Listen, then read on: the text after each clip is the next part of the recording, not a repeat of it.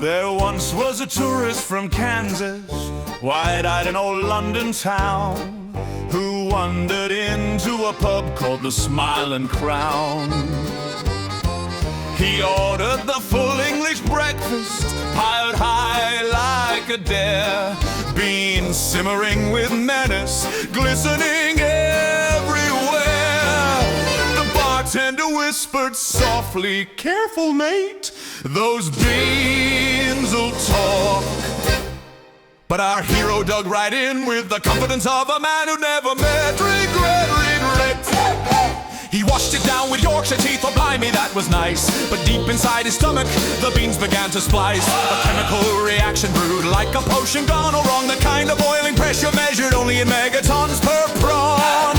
His belly rumbled thunder that echoed through the pub. A cricket match paused briefly as the nation felt the subtle thud. Bloody hell! The beans began to fly, the British gastrointestinal air raid launched into the night. As Big Ben chimed 11, fate's gears began to spin, for the beans had reached combustion and the shitstorm would begin.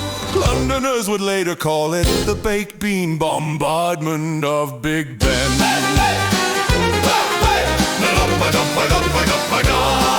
He climbed the tower proudly thinking all was safe and sound, but each step shook his insides like a storm beneath the ground. Tourists checking selfies heard a distant ominous groan, a sound like tea kettle screaming somewhere deep within his bones. At the observation deck he doubled over in despair. A warm shit swept Westminster. Children clutched the air.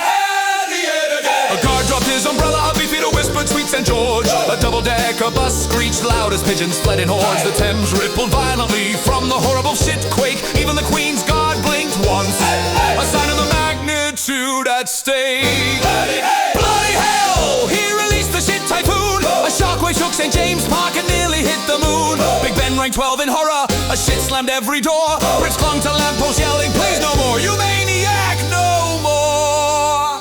Legends say the shit blast was felt as far as Dover Port again. That infamous baked bean bombardment under Big Ben. It was on that fateful morn, dear listeners, that British history took a rather shitty turn. Scholars still debate whether beans belong on toast, but all agree some food should never be eaten before sightseeing.